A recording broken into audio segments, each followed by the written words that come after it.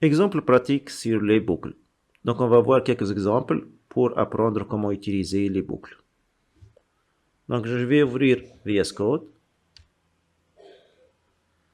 Par exemple ici, si on veut parcourir une liste, je vais créer une liste, par exemple une liste de fruits.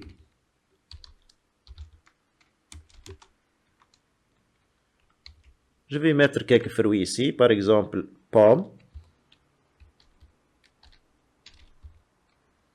virgule. Donc les éléments ici de notre liste doivent être séparés avec des virgules. Un autre fruit, par exemple banane. Je vais ajouter un autre fruit, par exemple cerise.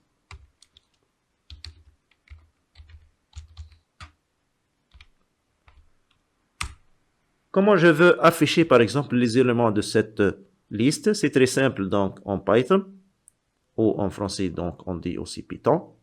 Donc comment je vais parcourir ma liste? Je vais utiliser une boucle pour. En anglais, c'est for. C'est notre syntaxe.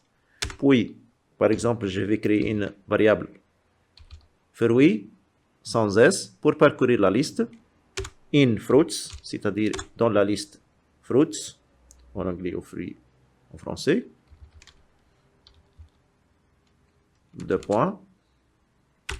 Qu'est-ce que je vais faire? Je vais afficher donc print la variable sans s, fruit.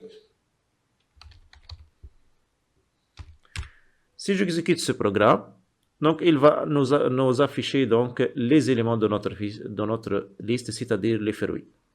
Ici, nous avons trois fruits, pomme, banane, cerise. Si on ajoute ici un autre fruit, par exemple,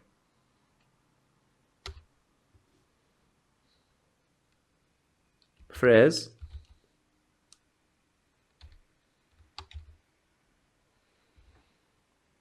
donc si j'exécute de nouveau, vous voyez ici, donc on a affiché pomme, banane, cerise et fraise.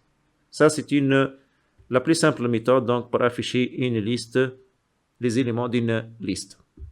On va voir maintenant comment on va utiliser une boucle tant que faire, une répétition. On va saisir un mot de passe et on va à chaque fois vérifier que ce mot de passe est correct ou non. Comme si vous voulez par exemple accéder à votre PC, vous avez donc un mot de passe. Vous allez à chaque fois donc saisir le mot de passe et le PC ne s'ouvrira que lorsque vous tapez le bon mot de passe. Donc ici, je vais créer ce programme-là. Donc je vais créer une variable mot de passe, MDP par exemple. Tout d'abord, elle va contenir une chaîne vide. While, donc c'est MDP, notre mot de passe, est différent de. Donc ça c'est égal, ça c'est affectation. Si je veux faire l'égalité, ça devient double égalité. Mais ici, je vais écrire différent. Différent, je dois ajouter avant le plus, avant l'égal ici, je dois ajouter point d'exclamation, comme ça. Ça c'est différent. Ça c'est différent. Différent. Supposons comme mot de passe et par exemple j'ai créé un mot de passe, par exemple cette chaîne-là, secret. Voici mon mot de passe. Bien sûr, ce mot de passe n'est pas un bon mot de passe, mais juste pour l'exercice. Pour avoir un mot de passe, vous devez écrire un mot de passe qui contient des chiffres et des lettres et des symboles. Deux points. Si mon utilisateur ne donne pas le bon mot de passe, donc je vais lui demander le mot de passe de nouveau. Donc MDP égale input.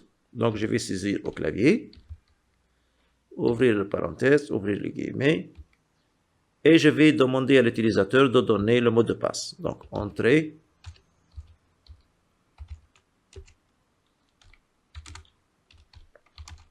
le mot de passe.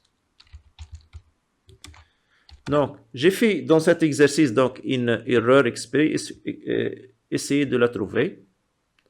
Donc, je vais prendre un peu d'espace ici. Donc, ici, je vais sortir de la boucle. Donc, si je vais sortir de la boucle, c'est-à-dire que j'ai eu le bon mot de passe qui est secret. Sinon, il va toujours répéter, donnez-moi le mot de passe. Donc, si je sors de ma boucle, c'est-à-dire que mon utilisateur est entré, c'est-à-dire, je vais donner, par exemple, ici, afficher un message, accès autorisé, par exemple. Accès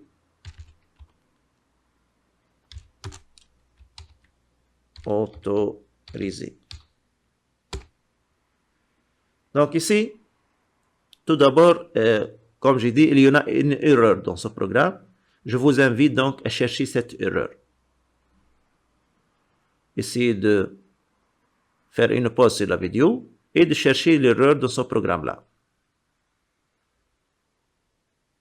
Donc, vous remarquez, cette variable-là, il y en a donc une ligne jaune, c'est-à-dire qu'il y en a une erreur. MDF is not defined. Il nous dit, je ne trouve pas cette variable.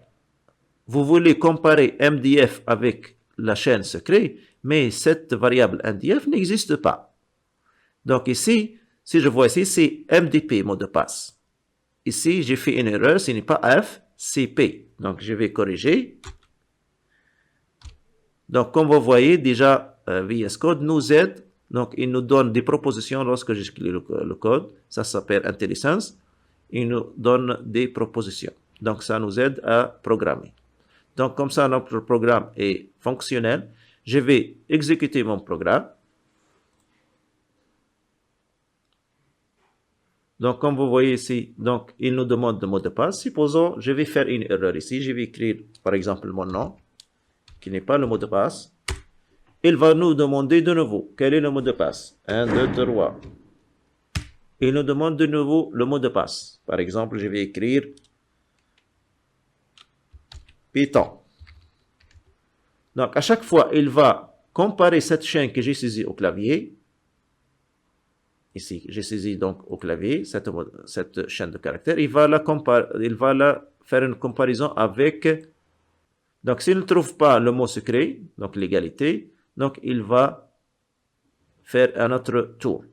Donc, il va s'arrêter lorsqu'il a trouvé le mot secret. Notre mot de passe sera le mot secret. Donc, ici, je fais entrer. Il me dit, donne le mot de passe. Si je crée le bon mot de passe maintenant, je vais écrire secret. À votre avis, est-ce qu'il va donc passer ici ou non? Donc, est-ce qu'il va nous afficher accès autorisé ou non? Il ne va pas afficher accès autorisé. Pourquoi? Parce que ici, secret, j'ai écrit avec le S minuscule. Et ici, secret, c'est avec le S majuscule.